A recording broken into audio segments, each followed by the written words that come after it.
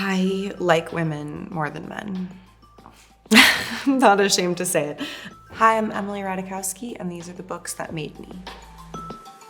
My body, Emily Ratajkowski. It's cool to see the paperback for me because it has the New York Times bestseller thing on it, which was a fantasy. You know, the book deals so much with my relationships to men, but it deals with women almost more. I write about my mom, I write about my female close friends. In high school, I write about other women in pop culture, Pamela Anderson, Britney Spears, all these kind of women and how I've used them as mirrors. But then, you know, in my life, what I found, especially as an adult, is they're my lifeline, especially as a mom now. I can't imagine being a mom without having the ability to connect to other women and about the experience. I think the shorthand that women, when they're being vulnerable, can have with each other is one of the most beautiful things in the world and in life. This is one of those books that I had a lot of assumptions about. I mean, look at the cover. It feels like something that would be your professor would give you and you would read Spark Notes.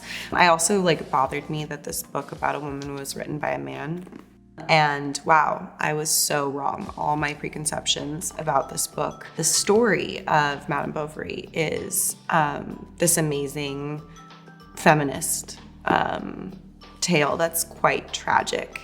But you catch yourself kind of judging her, and then you watch her life collapse, and it's just, it's the most heartbreaking story. I feel emotional about it right now. It taught me a lot about the fantasy that women are sold around love and marriage. Being whatever, I was 17, 18 when I read this book, I completely related. Manual for Cleaning Women. Lucia Berlin is an incredible writer. These are a collection of short stories, but you start reading them as memoir. Just think the writing is so unpretentious but sophisticated in a way that I really strive to write like. I'm very interested in female shame, and this book definitely deals with it. I think Me Too was super important. I think there's a lot of writing and things that have happened that wouldn't have happened had that movement not been as big as it was. I do think that unfortunately the kind of takeaway has just been about fear of consequences.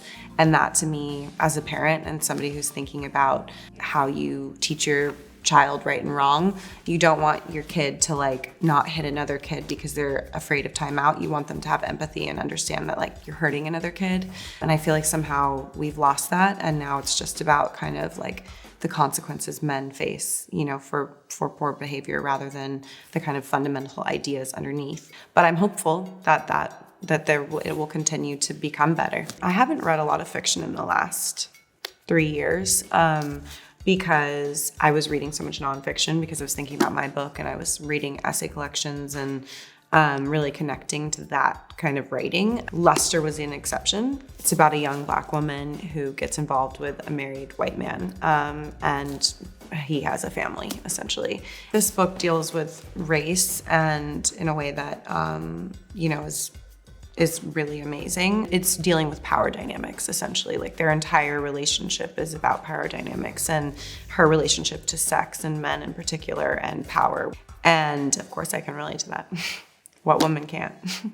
Amia is somebody that I also was able to meet through publishing the book. She's so incredibly smart. These essays read probably more academic than the other books that I have here, but they're also, to say that they're academic essays would be doing them such a disservice.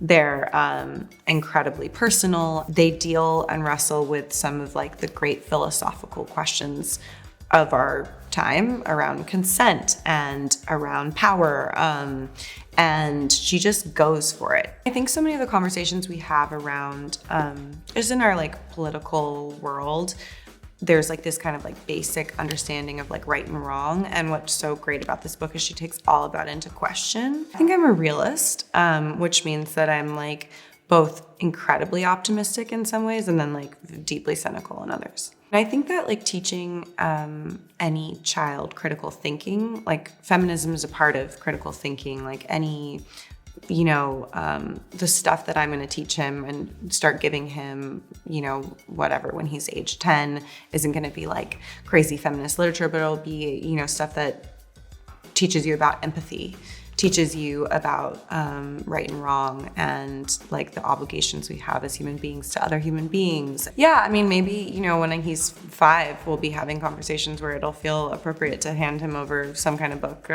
about communism or whatever else. My experience was like reading books like To Kill a Mockingbird and Walk Two Moons and The Great Good Thing, and like that teach you like these really important lessons. And then I think it also like it's all building blocks. Then you end up reading The Right to Sex and understanding like the kind of morality questions and ethics that she's talking about. My mom is an English professor, so I was lucky enough to have really great books kind of around my house at all times.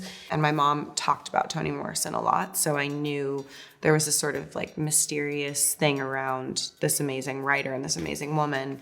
I remember reading this quite young because there's some pretty disturbing things in this book. I didn't really fully grasp them, and they were maybe inappropriate. So many of the issues that we've been talking about in the last couple of years around race and around beauty standards are in this book. This was just one, I feel like, that laid the groundwork for all of my political beliefs. So Ways of Seeing was another book that was on my mom's bookshelf that she kind of referenced all the time. And, you know, in high school, I was already modeling. I was also like really interested in art. I was an art major. You know, a lot of it is about art, but it is about kind of perception. And there are some amazing things that he touches on around women and the way that we look at ourselves and how we're seen in the world. I would say this should be recommended reading to sort of anyone. All right, thank you so much for watching.